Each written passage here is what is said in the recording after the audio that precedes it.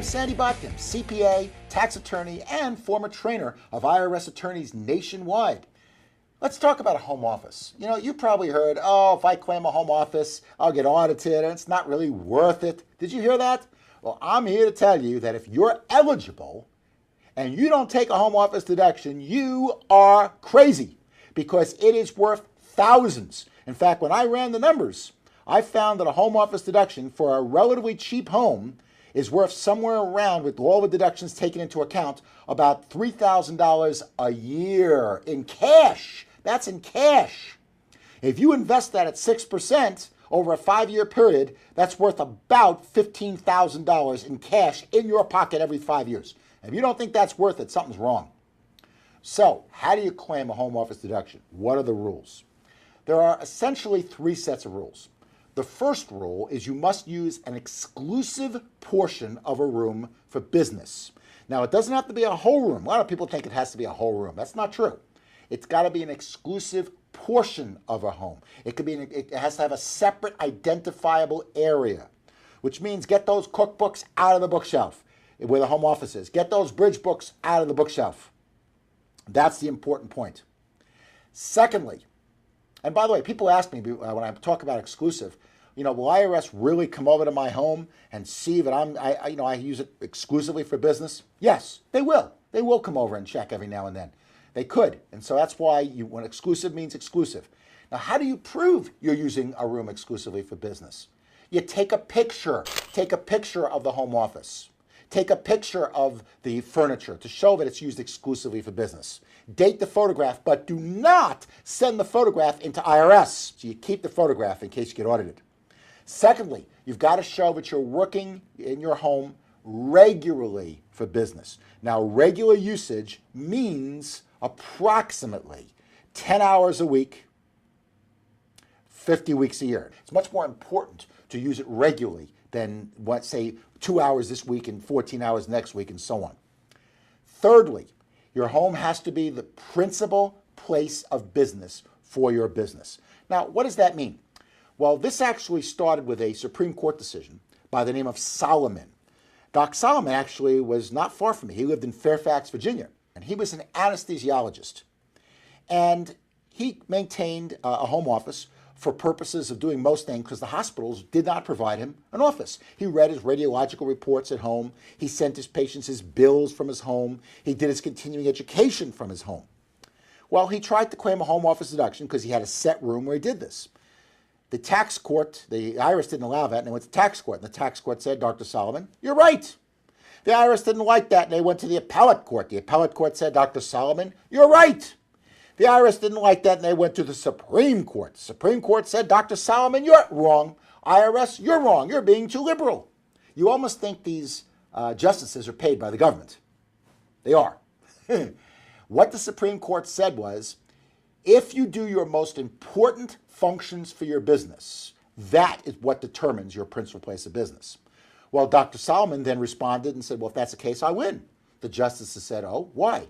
He said, well, I do my most important function at home because that's where I send all my patients my bills. Justices said, well, figures a doctor would say that. No, you're an anesthesiologist. Your principal place of business is where you deliver anesthesia, which is obviously the hospital. His wife tried to argue that he delivered it at home as well, but that didn't go over well. So the bottom line is, because he didn't do his most important functions at home, he was not entitled to a home office deduction. Supreme Court then said, Dr. Solomon, you're out. We know where you do your most important functions with the hospital, so you're not eligible. But there are a lot of businesses where you do a lot of, where you might have important functions in multiple locations, particularly say if you're in sales. You might have important functions in your car. You might have important functions in your home. So in that case, if you have multiple places where you do important functions, they adopted a time test. And the time test works like this.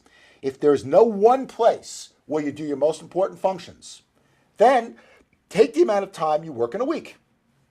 If more than half of that time is physically worked at home, then you qualify as your principal place of business. And by the way, this is where Taxbox comes in real handy because you can keep track of where you're working. Now, obviously, this is a bad test because for many people, they don't meet the Solomon decision. Consultants, plumbers, A lot of people don't meet the deduction under Solomon. So Congress liberalized the rules in 1999.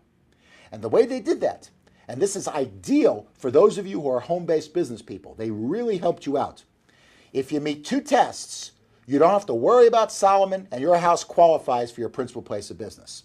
So what are those two tests? Test one is you've got to do the management for your business from your home. In other words, you do the administrative paperwork from your home, which is almost always the case for home-based businesses.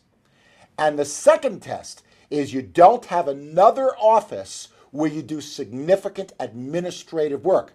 Sales work is okay, but administrative work isn't. Administrative work would be things like filling out your Taxbox, or studying for your continuing education, or doing other types of administrative paperwork.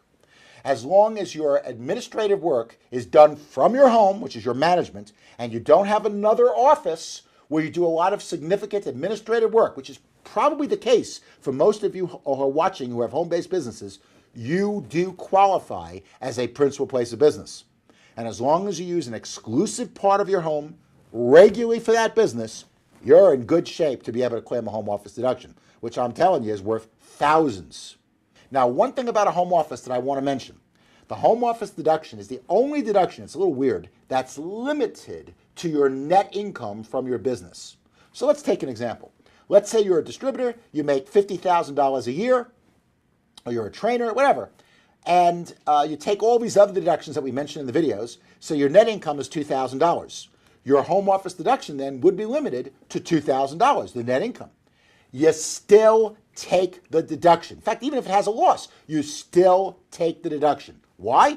Because the deduction gets carried over forever. And as you start making more money from your business, you can use that carried over deduction. Or if you sell your home, you can offset that with the carried over deduction. So you still claim it if you're eligible. And that certainly will make your life less taxing.